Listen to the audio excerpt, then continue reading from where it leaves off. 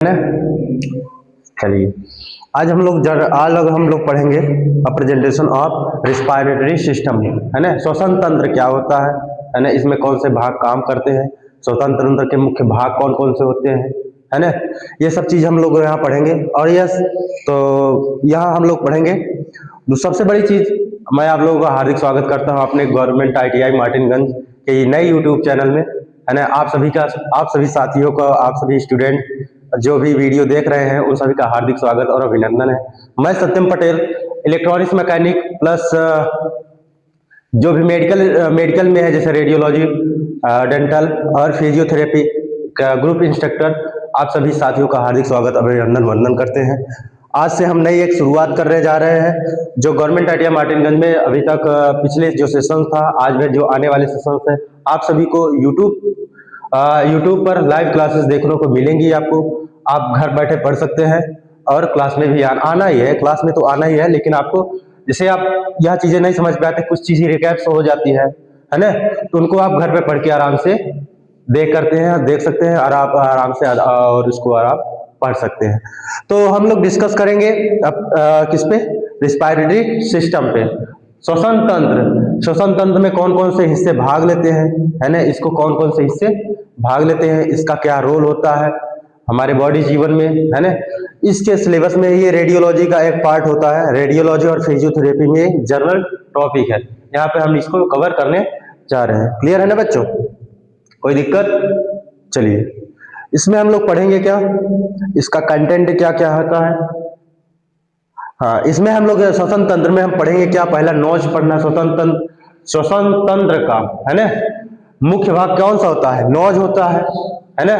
Knows पढ़ेंगे, फिर फेरिक्स पढ़ेंगे। क्या पढ़ना है, फेरिक्स, लैरिक्स, फिर ट्रैकिया और ब्रॉन्च, लंग्स और फ्लोरा पढ़ना है। फिर उसके बाद ब्लड सप्लाई ऑफ लंग्स पढ़ना है इसमें। फिर फिजियोलॉजी ऑफ रिस्पायरेशन पढ़ना है।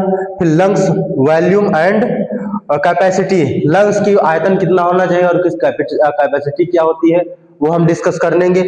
Gas transport in the blood में गैस का कैसे ट्रांसपोर्ट किया जाता है, वो सब चीजें हम यहाँ पे डिस्कस करेंगे। क्लियर? ये इस वाले सेशन में, इस वाले क्लास में हम इतना चीजें, ये कंटेंट है ना।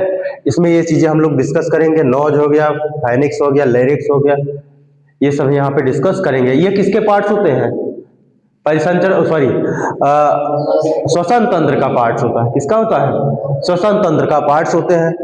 चलिए यह कंटेंट होता है, यहाँ पे हम लोग इसको डिस्कस करेंगे। अब श्वसन तंत्र होता क्या है ना। श्वसन तंत्र किसे कहते हैं, होता क्या होता है, इसमें कौन कौन से अंग भाग लेते हैं। क्लियर? ये सब चीजें इस क्लास में हम लोग डिस्कस करेंगे। पहला चीज होता है श्वसन तंत्र होता क्या। श्वसन तंत्र वह प्रणाली होती है जिसके माध्यम से शरीर से ऑक्सीजन ग्रहण करता है। क्या करता है, ग्रहण करता है। क्या हम जितने भी जीवधारी होते हैं वो क्या करते हैं, वातावरण से, वायुमंडल से ऑक्सीजन को ग्रहण करते हैं। किसके माध्यम से, श्वसन तंत्र के माध्यम से। किसके माध्यम से, श्वसन तंत्र के माध्यम से हम क्या करते हैं, वातावरण से, वायुमंडल से। कहां से, वायुमंडल से हम क्या करते हैं, वायुमंडल से ऑक्सीजन ग्रहण करते हैं और शरीर के भीतर उत्पन्न होने वाली हानिकारक कार्बन डाइऑक्साइड गैस को बाहर निकालता है श्वसन तंत्र के माध्यम से। या श्वसन तंत्र वह प्रणाली होती है, क्या होती है बच्चा, श्वसन तंत्र वह प्रणाली होती है जिसके माध्यम से शरीर वातावरण से ऑक्सीजन ग्रहण करता है और शरीर के अंदर हानिकारक गैस जैसे कार्बन डाइऑक्साइड को बाहर निकालता है।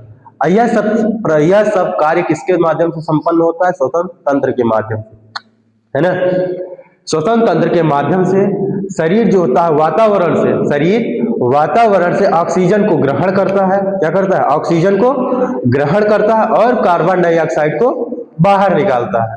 यह सब प्रणाली किसके अंतर्गत आती है, श्वसन तंत्र के माध्यम से ये चीजें संपन्न होती हैं। यहाँ तक कोई दिक्कत? अब इसमें लिखा है ऑक्सीजन का O2, है ना। ऑक्सीजन का रासायनिक सूत्र होता है O2, ऑक्सीजन है ना, और कार्बन डाइऑक्साइड का CO2। यहाँ तक कोई दिक्कत बच्चों? अच्छा, श्वसन तंत्र वह प्रणाली होती है जिसके माध्यम से शरीर वातावरण से ऑक्सीजन को ग्रहण करता है और शरीर के अंदर, है ना, शरीर के आंतरिक भागों से कार्बन डाइऑक्साइड को बाहर निकलता है। यह प्रक्रिया क्या कहलाती है? श्वसन। क्या कहलाती है? श्वसन। क्लियर? श्वसन तंत्र, है ना, शरीर के उन अंगों और संरचनाओं का समूह होता है जो हमें सांस लेने, ऑक्सीजन अंदर लेने और कार्बन डाइऑक्साइड बाहर निकालने में मदद करता है। क्या होता है? श्वसन तंत्र। श्वसन तंत्र शरीर के उन अंगों और संरचनाओं का क्या होता है? समूह होता है।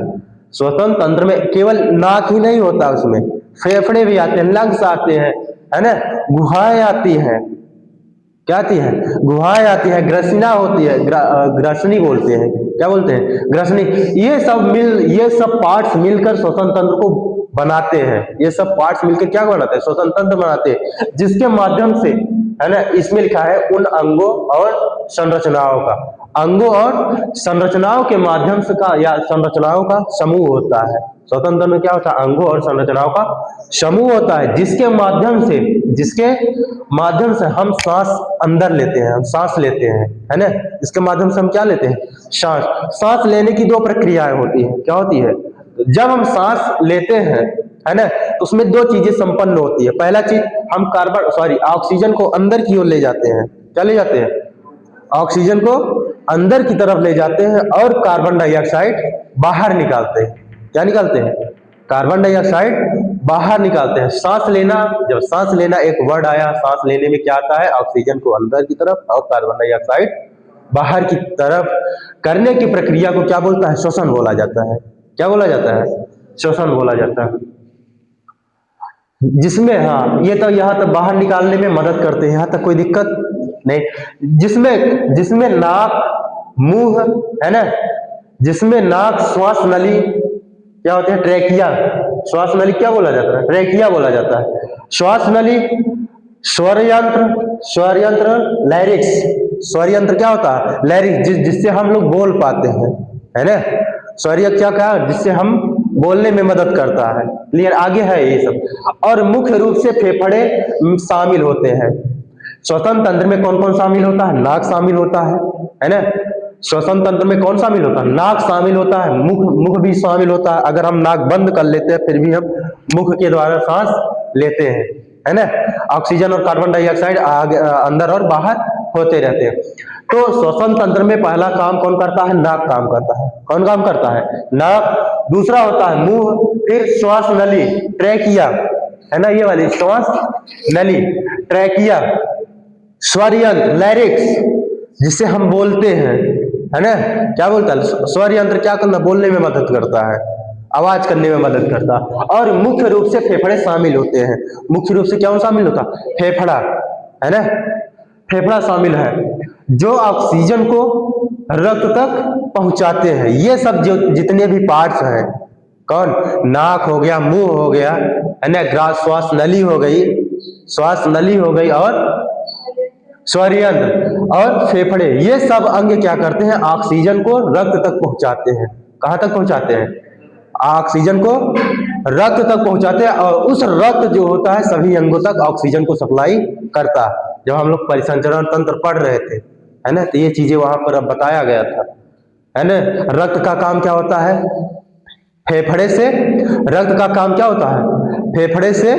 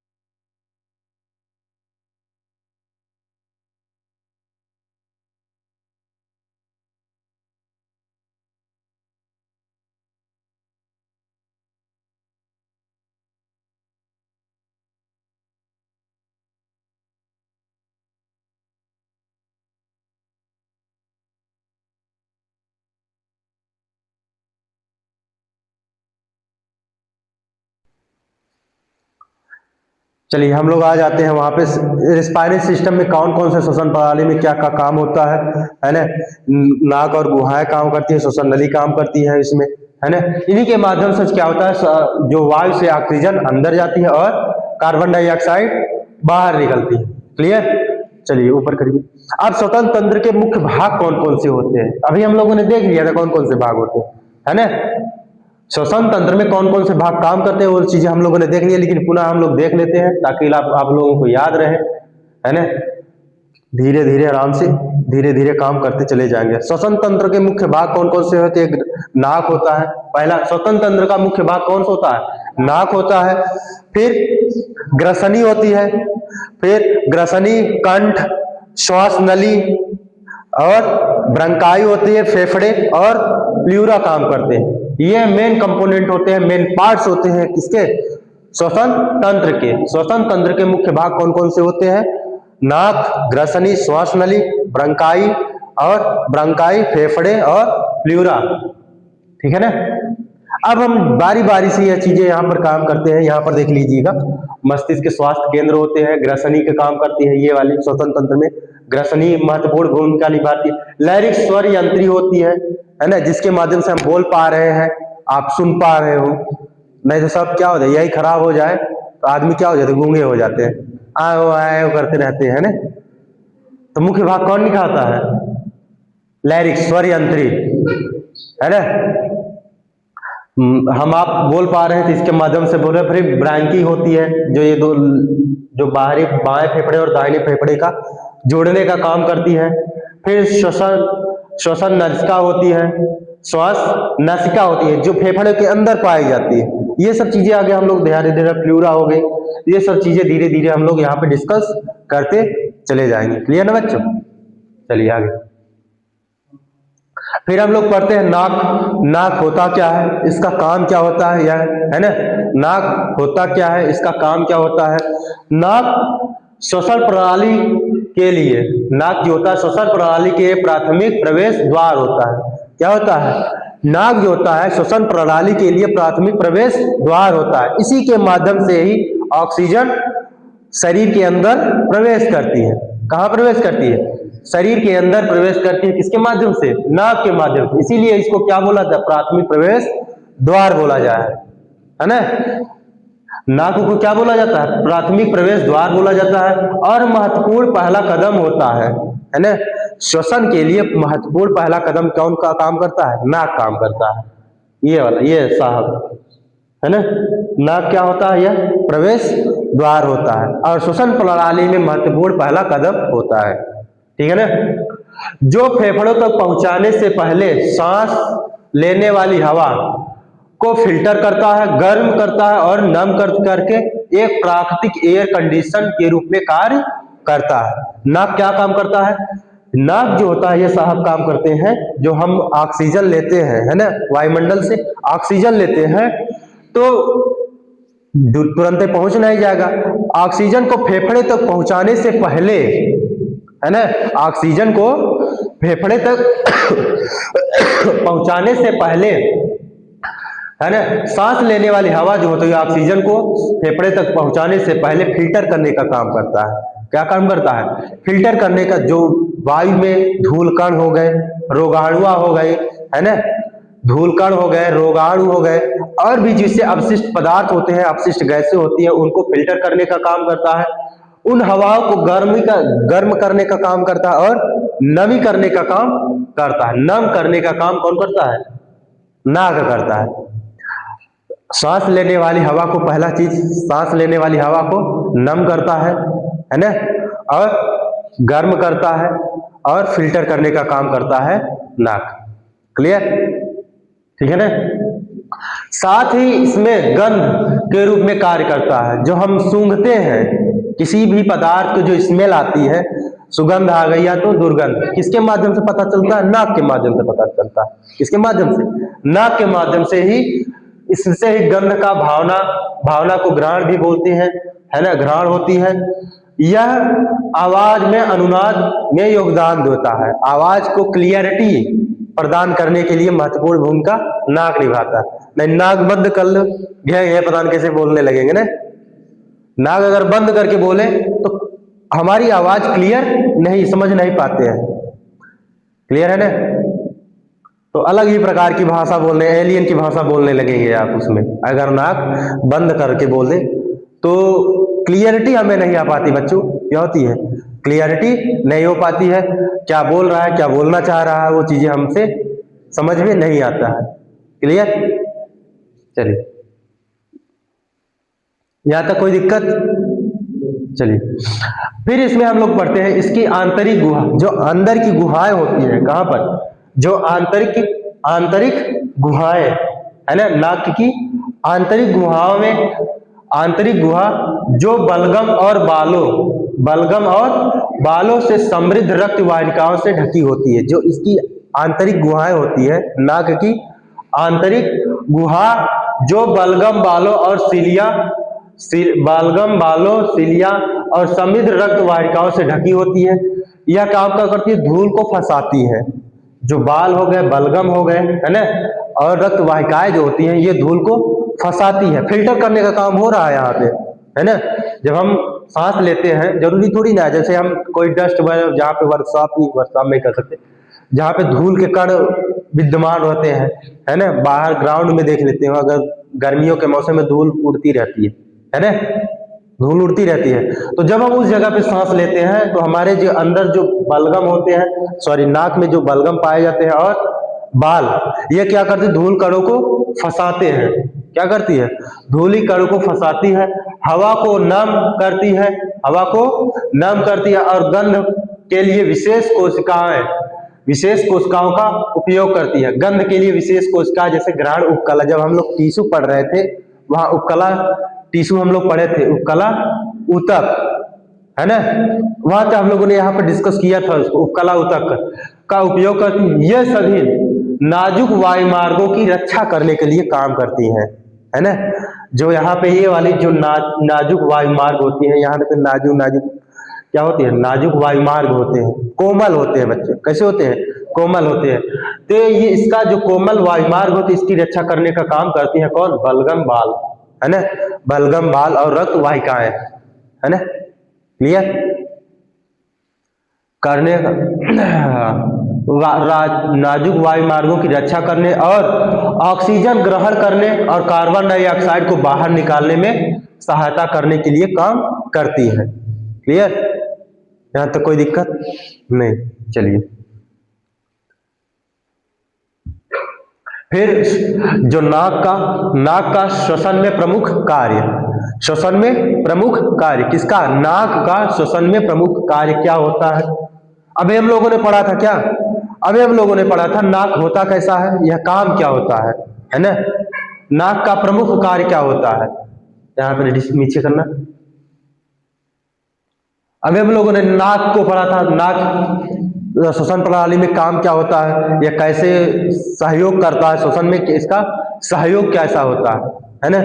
सहयोग क्या करता है? यह क्या करता है? फेफड़ों से पहुंचाने के लिए, हवा को फिल्टर करने का और गर्म नमी करने के लिए इसका काम करता है। इसमें क्या होता है? बलगम और बाल होते हैं जो धूल कणों को फंसाते हैं, है ना। जो सांस लेते हैं उसको नम करते हैं, और सांस लेने वाली हवा को नम करते हैं और गर्म करते हैं। क्लियर? चलिए, अब श्वसन में इसका प्रमुख कार्य क्या होता है? पहला काम होता है फिल्टरिंग करने का काम होता है ना। नाक का प्रमुख कार्य क्या होता है?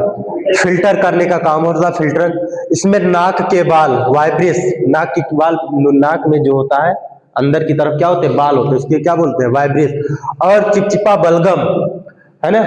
नाक के अंदर क्या होता है? नाक के बाल होते हैं और चिपचिपा बलगम होता है। यह क्या करता है? धूल, परास और रोगाणुओं जैसे बड़े कणों को फंसा लेते हैं। बच्चा क्या करते हैं? फंसा लेते हैं। किसको?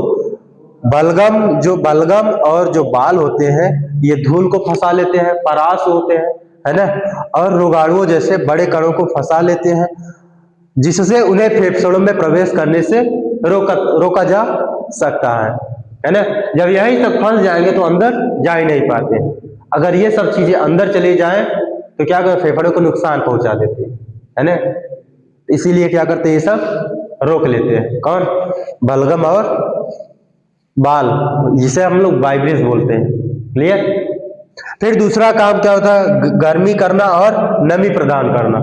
जो वायु होती है, ऑक्सीजन जो हम लोग अंदर सॉरी जो हम श्वसन के समय जो हम वायु अंदर लेते हैं, है ना, अंदर लेते हैं, उसको क्या करते हैं, उसको गर्म करना और नमी प्रदान करता है। इसमें क्या होता है, श्लेष्मा झिल्लियों में रक्त की प्रचुर आपूर्ति हवा को गर्म करती है। श्लेष्मा झिल्ली में, है ना, हम लोग जब झिल्लियां पढ़ रहे थे तो वहां पर था श्लेष्मा झिल्ली। जब झिल्लियों में क्या होता है, रक्त की प्रचुर आपूर्ति हो जाती है, तो वहां पर क्या होती है, हवा गर्म हो जाती है। हवा गर्म कब होती है, जब श्लेष्मा झिल्ली में रक्त की आपूर्ति प्रचुर मात्रा में हो जाती है ना।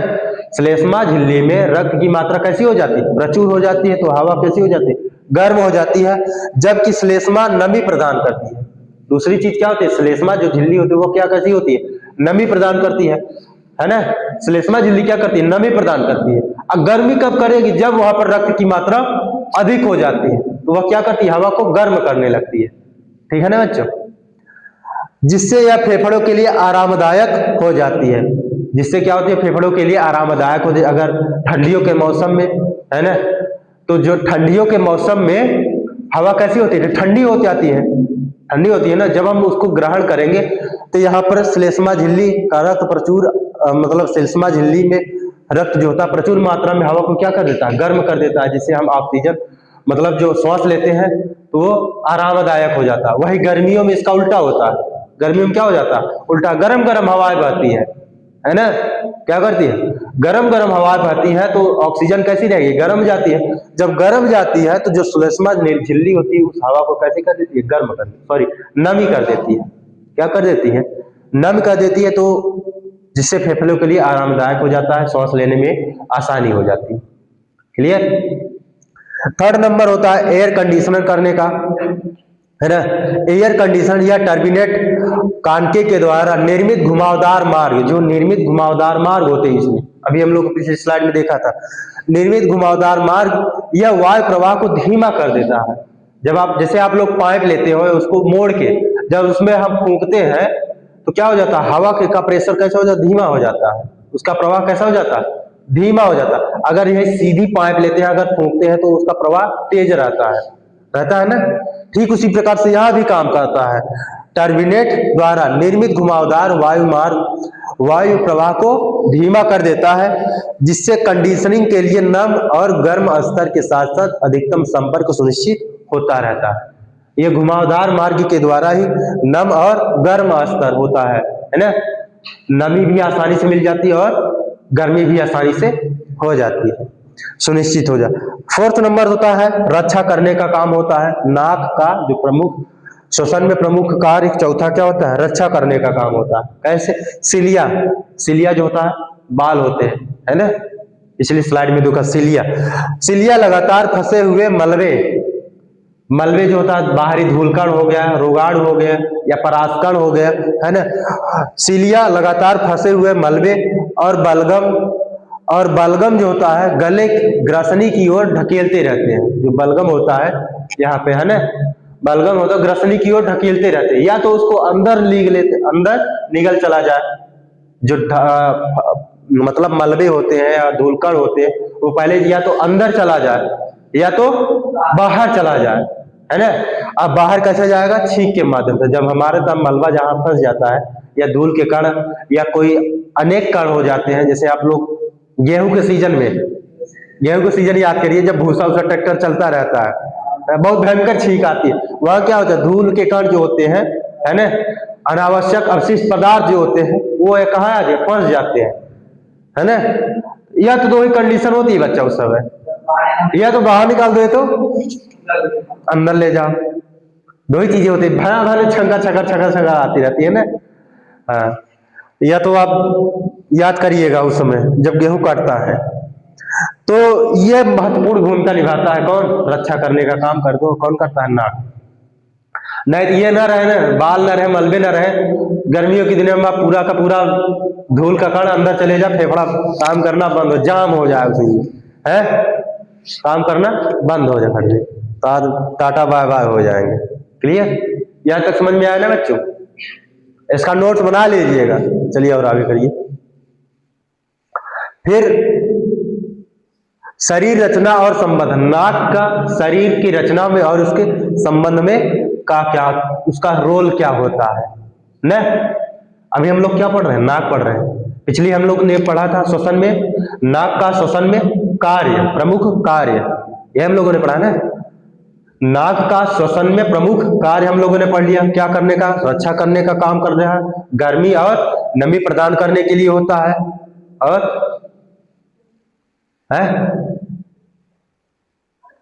क्या करना होता है, हाँ, फिल्टरिंग करने का काम होता है। 4 काम होता है बच्चा, नाक का 4 काम होता है श्वसन मार्ग में। श्वसन में पहला काम होता है फिल्टर करना, नमी और गर्मी प्रदान करना, एयर कंडीशनर करने के लिए और रक्षा करने के लिए काम करता है नाक, ठीक है ना। फिर होता है शरीर रचना, नाक जो होता है शरीर रचना और संबंध, नाक का संबंध क्या होता है और शरीर रचना में क्या महत्वपूर्ण भूमिका निभाता है। पहला होता है नथुना नासिका छिद्र, नथुना होता है और नासिका छिद्र, ये वाला है ना, नासिका छिद्र। इसी के माध्यम से, नासिका छिद्र के माध्यम से ऑक्सीजन अंदर जाती है और कार्बन डाइऑक्साइड बाहर निकलती है। यह बाहरी द्वार होता है, क्या होता है, बाहरी द्वार होता है, ठीक है ना, नासिका छिद्र। यहां तक कोई दिक्कत। फिर शरीर रचना में, इसकी रचना, शारीरिक रचना जो होती है नाक की शरीर की रचना में, पहला होता है नथुना होते हैं, नासिका छिद्र होते हैं। नाक का छेद, नाक के छिद्रों के पीछे वह स्थान जहां सेप्टम द्वारा विभाजित होता है, सेप्टम द्वारा विभाजित होता है, ये वाला है ना। ये क्या होता है, नाक के छिद्र के पीछे का वह स्थान होता है, नाक के पीछे का वह स्थान जहां सेप्टम द्वारा विभाजित होता है। इसके पीछे एक भाग होता है जो सेप्टम के द्वारा, जो परतों के द्वारा विभाजित रहता है ना। ये देखो यहाँ पे अंदर देखना 2 सेप्टम लगे होंगे, सेप्टम के द्वारा विभाजित रहता है। फिर टर्बिनेट या कार्क, यह गुहा के अंदर अस्थि आच्छादित परतें होती है। यह गुहा के अंदर, ये वाली, ये गुहा के, ये तो वो दूसरी, इसके अंदर जो होती है, गुहा के अंदर अस्थि आच्छादित, अस्थि क्या होती है, हड्डी से ढकी हुई, है ना, अच्छी आच्छादित परतें होती हैं जो वायु संचरण के लिए सतह क्षेत्र बढ़ाती है, जो क्या करती है, वायु संचरण, वायु को अंदर लेने के लिए अपना स्थान बड़ा करती है, ठीक है ना। जब हम ऑक्सीजन लेते हैं, जब जल्दी जल्दी ऑक्सीजन लेते हैं, अभी तो हम नॉर्मल ऑक्सीजन, मतलब नॉर्मल सांस ले रहे हैं, क्या ले रहे हैं, नॉर्मल सांस ले रहे हैं, तो आराम से हम लोग सांस लेते हैं, इसका कोई ज्यादा रोल नहीं होता। जब ऑक्सीजन, जब जहां पर ऑक्सीजन की कमी होती है, जहां जल्दी जल्दी हम सांस लेते हैं, तब यहाँ पे टर्मिनेट काम करता है। कौन काम करता है, टर्मिनेट काम करता है। यह गुहा के अंदर अस्थि आच्छादित, अस्थियों से आच्छादित परत होती है जो वायु संचरण के लिए सतह क्षेत्र बढ़ा देती है, वायु को जल्दी जल्दी अंदर की ओर ले जाने के लिए अपना क्षेत्र क्या कर देती है, बढ़ा देती है, ठीक है ना। 4th नंबर होता है, फिर फर्स्ट, सेकंड, थर्ड और 4th नंबर परानस, परानसल, परानसल साइनस। यह गुहा से जुड़े वायुयुक्त स्थान खोपड़ी से हल्का करते हैं, जो परानसल है ना, परानसल साइनस जो होता है, यह गुहा से जुड़े, ये वाली जो गुहाएं होती है, ये नेशनल कास्ट कैविटी, हाँ कैविटी होती है, नेशनल कैविटी के अंदर ये गुहा होती है, क्या होती है, ये जो गुहाएं होती है, क्या होती है, गुहाएं होती है, ये वायुयुक्त स्थान खोपड़ी को हल्का करती है, खोपड़ी वाले भाग को क्या करती है, हल्का करती है, किसके माध्यम से, वायुयुक्त स्थान से, किसके माध्यम से, वायुयुक्त स्थान से खोपड़ी को हल्का करते हैं। और क्या लिखा है, भाषण, भाषण में अनुनाद जोड़ते हैं, अच्छा बोलने में अनुनाद जोड़ते हैं, बोलने में क्या करते हैं, अनुनाद, अनुनाद हमने बताया था क्लियरिटी उत्पन्न करती है, क्या करती है, क्लियरिटी उत्पन्न करती है, क्लियरिटी उत्पन्न करने का काम कौन करती है, परानसल साइनस, यह काम कर, ये वाला भाग होता है, ये वाला, इसके ऊपर जो होता है, यह गुहा से जुड़े हुए वायुयुक्त स्थान होते हैं, गुहा से जुड़े हुए वायुयुक्त स्थान होते हैं, है ना। यह खोपड़ी को हल्का करने का काम करते हैं। ये क्या करते हैं? खोपड़ी को हल्का करने का काम करते हैं।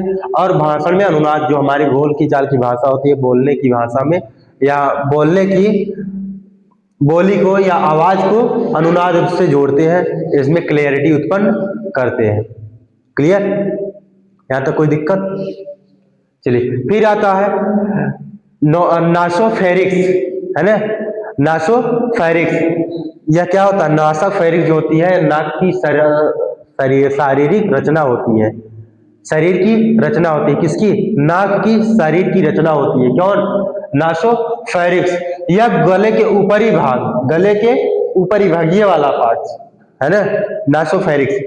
गले के ऊपरी भाग जो नाक की गुहा और ग्रसनी के शेष भाग और निचले श्वसन पथ से जोड़ता है। यह क्या करता है? यह क्या होता है? नासोफेरिक्स। क्या है ये? नासोफेरिक्स। यह गले के ऊपरी भाग, गले के ऊपरी भाग जो नाक की गुहा, नेशनल कैविटी, है ना, कैविटी है, सॉरी, नेशनल कैविटी, जो नाक की गुहा को, यही होता है नाक की गुहा, नेशनल कैविटी, नाक की गुहा को ग्रसनी के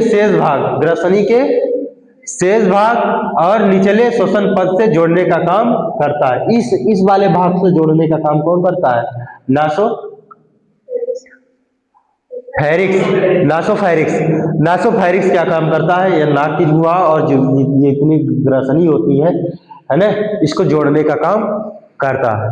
क्लियर? ठीक है ना? कोई दिक्कत? चलिए,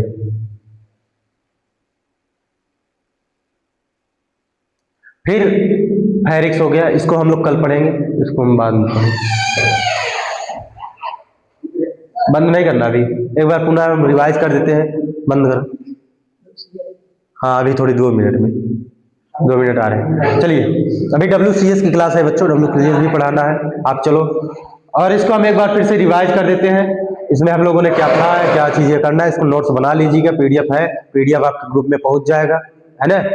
PDF क्या है? आपके ग्रुप में पहुंच जाएगा, नहीं पहुंच गया है ऑलरेडी। आप उसको पढ़ लीजिएगा, इसको पढ़ लीजिएगा, और इसमें जो भी चीजें हैं कमेंट करके बता दीजिएगा, मैं फिर उसको रिवाइज कर दूंगा, है ना।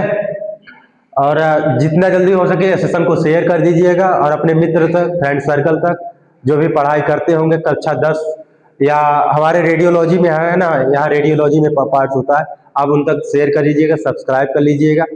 डेली वीडियो अपलोड होती रहेंगी, आप लोगों को पढ़ने में और हमें पढ़ाने में आसानी हो जाएगी। यहाँ हम लोग जो जैसे बच्चे नहीं आए हुए हैं आज, इसका सबसे बड़ा फायदा यह है, जो बच्चे आज नहीं आ पाए हैं क्लास में, है ना, क्लास में नहीं आ पाए हैं, तो इस वीडियो के माध्यम से आप पढ़ सकते हैं घर पे बैठ के। ठंडी बहुत पड़ रही है ना। जो बच्चे डरते हैं ठंडी से, उनके लिए ठंडी बहुत है। जो बच्चे मेहनती हैं, उनके लिए ठंडी कुछ भी नहीं होती है ना। और जो बच्चे मेहनत करते हैं उन्हें सक्सेस अवश्य मिलती है। इसीलिए कहते हैं, लक्ष्य न उज्जवल होने पाए, कदम मिला चाहे चल, मंजिलें तेरे पग चूमेंगी आज नहीं तो कल। अब वही बच्चे हैं जो रजाई के अंदर हैं, पढ़ नहीं रहे हैं, वही कहेंगे नौकरी ही नहीं आ रही है। पढ़ते लिखते हैं नहीं, कहेंगे नौकरी नहीं आ रही है। यही 4, 5, 6 बच्चे, 10 बच्चे जो भी यार डेली क्लास कर रहे हैं, है ना, उनके लिए क्या होता है, ये बेनिफिशियल होता है। ऑनलाइन और ऑफलाइन में सबसे बड़ी अंतर यही होता है, आप ऑफलाइन में आप आसानी से रिवाइज कर सकते हो, पढ़ सकते हो, और अच्छी चीज़ी बातें हो सकती हैं। नहीं समझ में आ रहा आप पूछ सकते हो। लेकिन ऑनलाइन में क्या होता है, केवल आप देख सकते हो और कुछ नहीं कर सकते हो, कमेंट कर सकते हैं। हाँ, कमेंट कर सकते हो, है ना। ऑनलाइन और ऑफलाइन में बहुत बड़ा अंतर होता है बच्चा। ऑनलाइन अच्छा प्लेटफॉर्म है, ये मैं नहीं कहता हूँ अच्छा नहीं है, वो किसके लिए होता है, जो डेली क्लास आता है ना। एक दिन बाई चांस उससे मिस्टेक हो गई या नहीं आ पाया, इमरजेंसी आ गई, तो रिवाइज कर सकता है, उसको पढ़ने में आसानी हो सकती है। लेकिन जो बिल्कुल भी नहीं आया, कभी नहीं है, उसको समझ में नहीं आएगा, है ना। एक रिदम जो फ्लो होता है, रिदम टूट जाता है, वो चीजें नहीं हो पाती है। क्लियर? आप ही लोग डिस्कस कर सकते हो, आप ही लोग बता सकते हो उसमें इसके माध्यम। लेकिन सबसे बड़ी बात यह बच्चों, नई सेशन स्टार्ट हो चुका है, आप लोग ध्यानपूर्वक पढ़ते रहिएगा, वीडियो पहुंच जाएगा, है ना। और सबसे बड़ी बात यह है, आप चैनल को सब्सक्राइब कर लीजिएगा। हाँ, चैनल को सब्सक्राइब कर लीजिएगा, शेयर कर दीजिएगा, जो नहीं आए हैं उनके लिए भी। सेकेंड हाफ में हम लोग डेंटल का वीडियो पढ़ेंगे, है ना।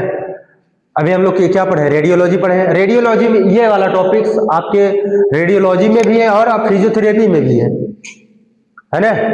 इसीलिए मैंने कॉमन पढ़ा है, यहाँ पे कॉमन बच्चे हैं, यहाँ पे फिजियोथेरेपी के भी बच्चे हैं। संख्या आ पा रहे हैं हम लोगों के पास, काफी बच्चे हैं, 30-35 की संख्या है हमारे पास, है ना। डेली डेली संख्या इतनी बनी रहती है। और दूसरी चीज जो होती है, डेंटल के भी बच्चे अच्छे हैं, डेंटल के भी बच्चे आते रहते हैं। डेंटल का वीडियो हम लोग आप लोगों को सेकेंड हाफ में पढ़ाएंगे 2 बजे के बाद, लाइट रहेगी तब। क्लियर। सबसे बड़ी प्रॉब्लम यही होती है, लाइट कट जाती है। जनरेटर की व्यवस्था कर देंगे, वो चीजें हो जाएंगी।